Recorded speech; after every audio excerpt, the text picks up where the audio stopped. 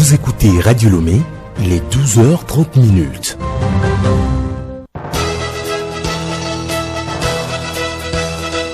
Le journal Bénédicte Kanda. Merci de nous rejoindre pour le midi 30. Madame, monsieur, bonjour. Harmoniser l'examen du bac 2 au sein de l'UEMOA d'ici 2 ans. Le Togo évalue l'état d'avancement du processus. Les acteurs sont réunis depuis ce matin à Lomé. L'autisme est un handicap qui se manifeste par des troubles de développement d'origine neurologique. Certains enfants atteints de ce mal ne parviennent pas à parler. D'autres perçoivent le monde différemment. Ce 2 avril est dédié à la sensibilisation sur l'autisme.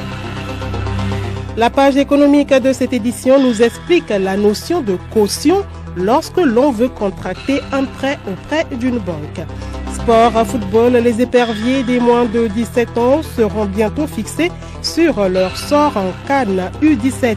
Le tirage au sort du tournoi qualificatif pour la compétition cette année au Ghana aura lieu le 19 avril prochain, dans maintenant 17 jours.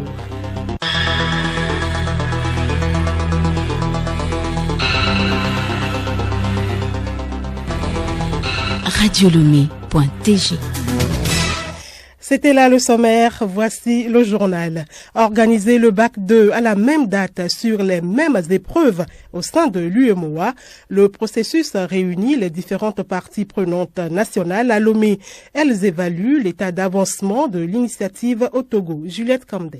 L'atelier national de production et de suivi de l'harmonisation du baccalauréat au sein de l'Union sous-régionale réunit directeurs de l'Office du baccalauréat, inspecteurs, formateurs et enseignants. Ils doivent examiner les décisions mises en œuvre en vue de faire des réglages s'il en était besoin.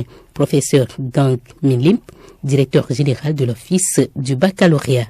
À ce jour, le Togo fait partie des pays qui ont vraiment appliqué plus ou moins les recommandations.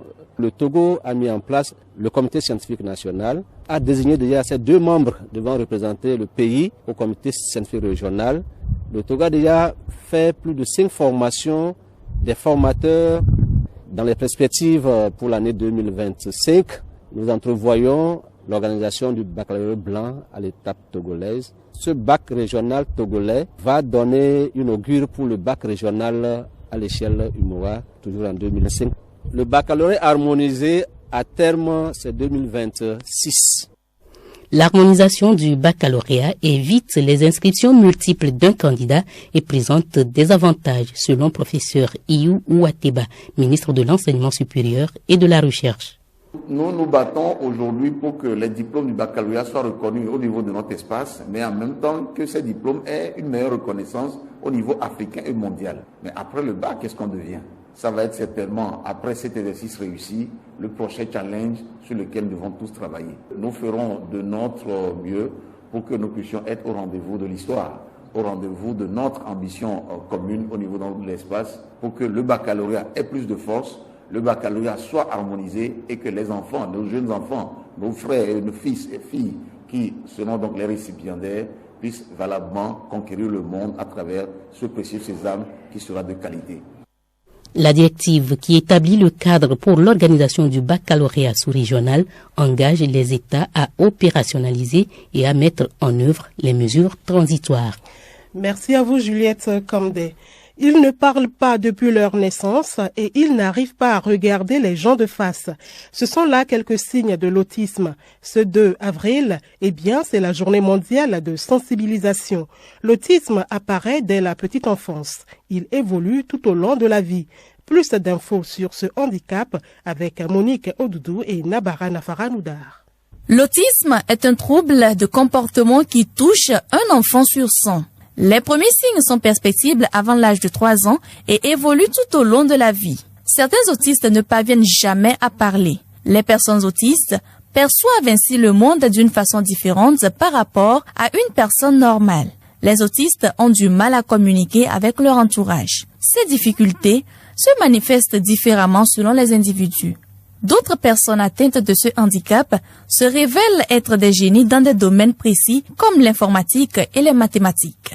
La cause de l'autisme est inconnue. Cependant, certains scientifiques pensent que la génétique et l'environnement aurait un rôle à jouer. Les recherches ont montré qu'il peut y avoir une prédisposition génétique à l'autisme, mais que des facteurs environnementaux tels que l'exposition à des médicaments pendant la grossesse peuvent également jouer un rôle.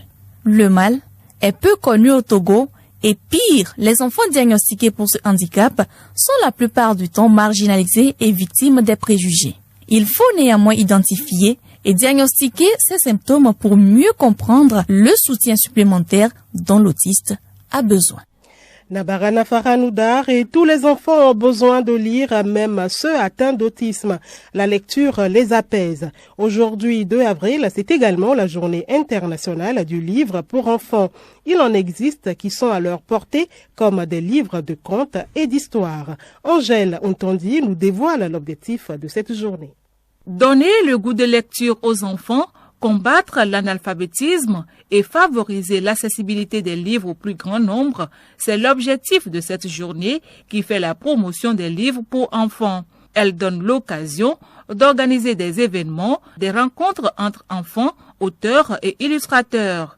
La lecture est importante et on doit s'y intéresser dès le plus jeune âge car elle permet aux enfants de développer leur imagination, de progresser en lecture et en écriture et aussi leur développement intellectuel et émotionnel. Cette journée coïncide avec l'anniversaire de l'illustre auteur et conteur danois Hans Christian Andersen.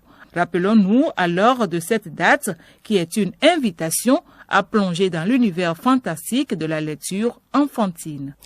Autre sujet évoqué maintenant, le réchauffement climatique. On le ressent fortement en ce moment par la forte chaleur et l'impact de l'homme sur le climat est lié à ses activités. Ainsi, par des gestes et actions, nous pouvons contribuer à réduire les conséquences du réchauffement climatique.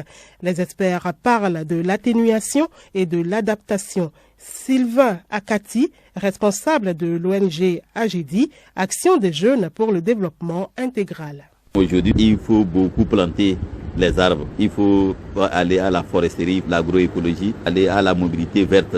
La mobilité verte, c'est l'utilisation, par exemple, des véhicules électriques, des motos électriques, des énergies renouvelables. Il faut changer les modes de construction. Pourquoi ne pas construire avec les terres stabilisées? On va faire les retenues d'eau pour faire la culture contre saison. On ne va pas attendre la pluie avant de commencer par faire la culture, lutter contre la pollution en mer, restaurer les sols. Il faut recréer les écosystèmes pour amener les espèces qui sont en voie de disparition. Quand vous allez par exemple à Dapan, où on appelait les fosses aux lions, tout est dégradé, il n'y a plus de lions. Donc on peut restaurer cette partie-là. On parle économie comme tous les mardis. Avoir un montant conséquent pour entreprendre nécessite souvent un prêt bancaire. La souscription à un prêt est parfois conditionnée à une caution. Que comprendre par caution de prêt? La page économique de ce jour répond à la question et c'est avec Léontine Atogima. La caution de prêt est nécessaire lorsqu'il s'agit surtout des particuliers. Dans le monde financier d'aujourd'hui, cette caution émerge comme un mécanisme vital offrant un accès au crédit pour de nombreux emprunteurs. Sosuga Agnès, directrice de la mutuelle Neveme, explique le fonctionnement de cette pratique bancaire. Dans la mise en place du crédit, on demande au débiteur de faire venir une personne qui la valise. Donc, il y a des questions qui sont posées à cette personne. On lui explique ce que c'est que la caution, le rôle qu'il aura à jouer. Et si la personne est consentante, elle signe l'engagement. Donc, cette personne, avant la mise en place du dossier de crédit, est bien au courant du rôle qu'il aura joué dans le dossier. Et son rôle, c'est de rembourser le crédit au cas où le débiteur n'arrive pas à le faire, mais dans les délais. Il existe plusieurs types de cautions de prêts, chacun adapté à des situations spécifiques. Nous retrouvons Sosuga Agnès. La caution pour un prêt est à 3 niveaux. La première caution, c'est une personne morale, mais qui a la capacité financière de rembourser au même titre que le débiteur principal. Deuxième caution, c'est une caution financière, c'est-à-dire de l'argent déposé par le débiteur principal avant l'octroi du prêt. Une troisième caution qui est également un dépôt matériel comme gage qui se retire après le remboursement du crédit.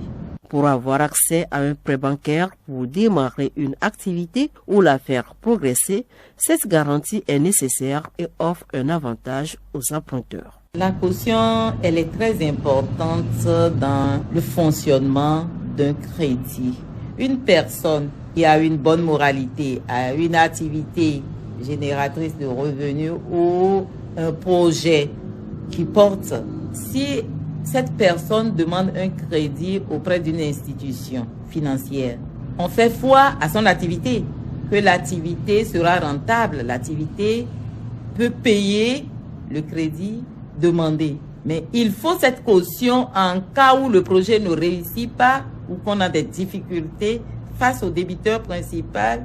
La caution, elle est plus assise financièrement que le débiteur qui sollicite un crédit. Elle tombe toutefois dans des ennuis quand le prêt n'est pas remboursé par l'emprunteur. Léontine Togima, ce journal se poursuit avec un sujet religion. Pendant que les chrétiens ont clôturé leur temps de carême, les musulmans, eux, poursuivent le leur. Ils sont d'ailleurs dans la période dite de la nuit du destin. Depuis samedi donc, les fidèles musulmans procèdent à des prières nocturnes pour un destin meilleur. Il s'agit de la recherche de la nuit du destin pendant les 10 derniers jours du mois béni de Ramadan. Pour nous en parler, nous recevrons en fin de journal l'imam de la mosquée de la maison du Hadj, Ido Mohamed Ali Awali. Il est l'invité de la rédaction. Le journal Bénédicte Kanda. Actualité internationale au Sénégal, c'est dans une atmosphère solennelle que s'apprête le nouveau président à prêter serment ce mardi. Fraîchement élu, Bassirou Diomaye Faye arrive au pouvoir avec une vision ambitieuse. La cérémonie d'investiture se déroule à Diamniadio, près de Dakar, en présence de plusieurs chefs d'État africains et de nombreuses personnalités politiques, économiques et sociales. Au Gabon, cette journée marque l'ouverture du dialogue inclusif. Cette rencontre se tient au Palais des Sports de Libreville. Ce dialogue constitue une étape essentielle dans la transition gabonaise. Les participants se pencheront sur toutes les questions politiques, économiques, sociales, notamment sur un projet de constitution qui sera rédigé par une assemblée constituante. Une femme à la tête du gouvernement en RDC. Il s'agit de Judith Toulouka Soumniwa, précédemment ministre du Plan au sein du gouvernement Sama Lukonde II. Elle était l'une des 3 femmes à occuper un poste au sein de cette administration. Et puis aux États-Unis, une personne a été testée positive à la grippe aviaire après avoir été en contact avec des vaches laitières contaminées. Le patient, qui ne présente que des symptômes légers de conjonctivite, est en voie de guérison et a été placé en isolement. Il s'agit du 2e cas humain de la grippe aviaire H5N1 aux États-Unis depuis le début de l'année 2024. Les autorités sanitaires précisent néanmoins que cette infection ne change pas son évaluation du risque pour la population américaine, considérée comme faible. Sport à football, le Ghana accueille dans un mois le tournoi qualificatif zone UFOAB de la CAN des moins de 17 ans. Les pays participants sont désormais fixés sur la date du tirage au sort. Allo Noyoe. Les responsables de la zone UFOAB ont annoncé ce dimanche la date du tirage au sort du tournoi qualificatif de la CAN U17. Il sera effectué le 19 avril 2024 à Abidjan en Côte d'Ivoire. Cette équipe dont le Togo prenne part à l'épreuve prévue du 15 au 29 mai 2024 à Accra au Ghana. Le comité de pilotage du programme de développement des talents TDS a tenu une réunion vendredi dernier à Lomé. Au cours de cette réunion, le plan d'action du TDS de l'année 2024 a été dévoilé. L'implémentation des activités des centres de perfectionnement que vont intégrer les 38 meilleurs joueurs U13 et 39 joueuses U15 retenus lors de la phase finale de détection des talents du programme TDS achevé en février 2024 ont été abordés. Le plan d'action du TDS prévoit l'organisation des compétitions d'élite U13 garçons et U15 filles, l'organisation des ateliers de renforcement des capacités des entraîneurs des gardiens de but et des préparateurs physiques. Un atelier bilan sera organisé par le comité de pilotage avant la fin de l'année 2024 afin d'évaluer l'exécution des activités prévues. Les play-offs de la D2 vont égrener leur deuxième journée cette fin de semaine. À Gaza, après sa cuisante défaite 1-5 face à CDF Aknour, va essayer de se relancer face à l'Étoile filante de Lomé. Le match se joue sur le terrain de Bossimé à 15h ce samedi. En avancée vendredi, Arsenal de Kara croise le crampon avec Asfosa au municipal de Kara. Et au dernier match samedi, Ifoudier offre son hospitalité à CDF Aknour au municipal d'Atapamé. L'invité de la rédaction à présent, pendant que les chrétiens ont clôturé leur temps de carême, les musulmans poursuivent le leur. Ils sont d'ailleurs dans la période dite de la nuit du destin. Depuis samedi, les fidèles musulmans procèdent à des prières nocturnes pour un destin meilleur. Il s'agit de la recherche de la nuit du destin pendant les 10 derniers jours du mois béni de Ramadan. Pour mieux nous éclairer, nous recevons Ido Mohamed Awali, l'imam de la mosquée de la maison du Hadj. Il est au micro de Abiré Lemon. Imam Ido Mohamed Awal, bonjour. Bonjour. Nous parlons de la nuit de la destinée en rapport avec le Ramadan. Cette nuit a démarré le samedi 30 mars dernier. Dites-nous, qu'est-ce que c'est la nuit de la destinée? La nuit de la destinée commence le 20e jour, c'est-à-dire pour dire la 20e nuit, la dernière décade. C'est une seule nuit, mais qui se situe entre les 10 derniers jours.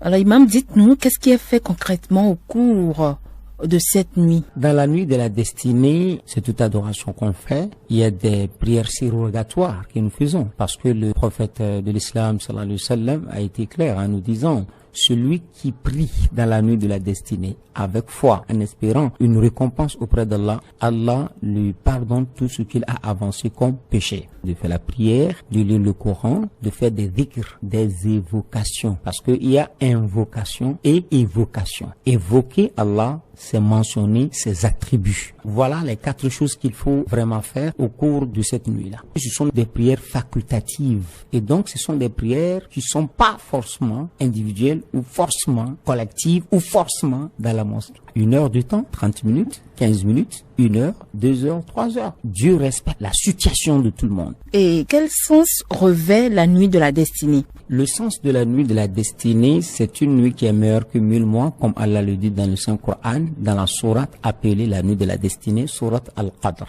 Nous avons fait révéler le Coran dans la nuit de la destinée. Il pose la question: qui te dira ce que c'est que la nuit de la destinée? Et Allah lui répond en disant: Laylatul Qadr khayrun min alfi shahr. Cette nuit, tout ce qui va se passer pour l'homme est écrit durant cette nuit-là. C'est pourquoi lorsque vous êtes dans cette nuit, vous allez prier Dieu que Dieu vous fasse ça, ça, ça, ça. Des choses qui sont bien pour vous, qu'Allah vous accorde, des choses qui sont destinées mauvaises, qu'Allah enlève ou soit allège. À présent, nous allons parler de l'importance de cette nuit-là. Quels peuvent être les avantages de la nuit de la destinée pour les musulmans et aussi pour le monde entier? Lorsque le musulman a la chance de vivre cette nuit, il doit maximiser sa concentration, maximiser sa sincérité, maximiser son adoration pour ne pas rater cette nuit-là. Pour le monde entier, comme nous le disons, Dieu fera descendre les anges et même l'ange Gabriel, par sa permission pour répandre la paix dans les affaires.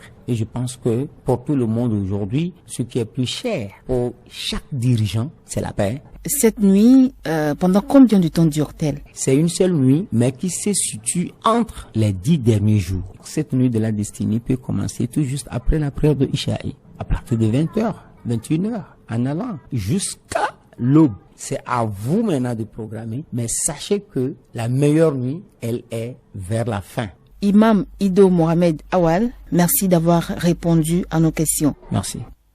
Et pour terminer, l'information insolite, les passants du centre-ville de Caen en France ont cru probablement bien faire en appelant les pompiers après avoir aperçu des flammes à l'intérieur d'un appartement la semaine dernière. C'était une fausse alerte pour les pompiers arrivés sur place. Il s'agissait en fait de flammes diffusées par un écran de télévision d'un rendu visiblement confondant. La taille était suffisamment grande pour faire illusion et tromper la perception des passants.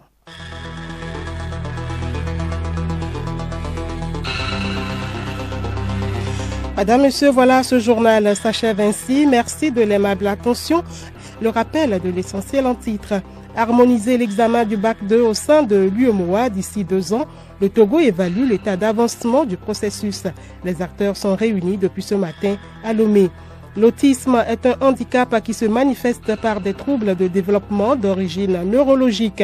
Certains enfants atteints de ce mal ne parviennent pas à parler. D'autres perçoivent le monde différemment. Ce 2 avril est dédié à la sensibilisation sur l'autisme.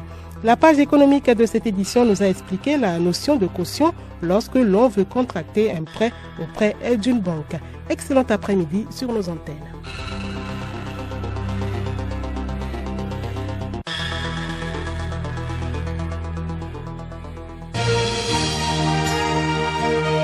Radio Lomé, boîte postale 434, email radiolomé@radiolomé.tg. radiolomé.tg